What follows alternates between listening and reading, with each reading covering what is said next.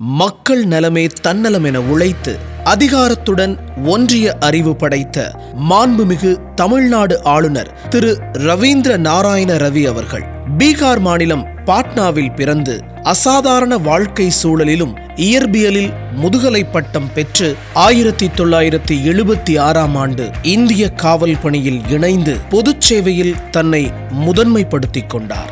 மத்திய புலனாய்வு பிரிவில் ஊழல் குற்றங்களுக்கு எதிராகவும் ஜம்மு காஷ்மீரில் வன்முறைக்கு எதிராகவும் நின்று தனது பெயரை இந்திய நாட்டிற்கு பிரகடனப்படுத்தினார். நாகா அமைதி பேச்சுவார்த்தைக்கான மையத்தின் உரையாசிரியராக அவர் பிராந்தியத்தில் நீடித்த அமைதியை கொண்டு வருவதில் முக்கிய பங்கு வகித்தார். பல வெற்றிகளை தொடர்ந்து செப்டம்பர் 18, 2021ஆம் ஆண்டு நமது மண்ணாம் தமிழ் மண்ணில் தன் சேவையை துவக்கினார். ஆம், அன்றுதான் தமிழகத்தின் ஆளுநராக நியமிக்கப்பட்டார். புத்தகம் வாசிப்பதில் தீவிர ஆர்வம் கொண்ட நமது ஆளுநர் இந்தியாவின் புவிசார் அரசியல் நிலப்பரப்பை பற்றிய அவரது ஆழமான புரிதலை பிரதிபலிக்கும் வகையில் தேசிய பாதுகாப்பு குறித்து அவர் பல கட்டுரைகளை எழுதியுள்ளார். ஆளுநராக அமர்ந்த பின்பும் பழங்குடியின மக்களின் உரிமைகளுக்காகவும் மேம்பாட்டிற்காகவும் போராடி அவர்களின் குரல்களையும் அதிகார வர்க்கத்தினருக்கு கேட்கும்படி செய்துள்ளார்.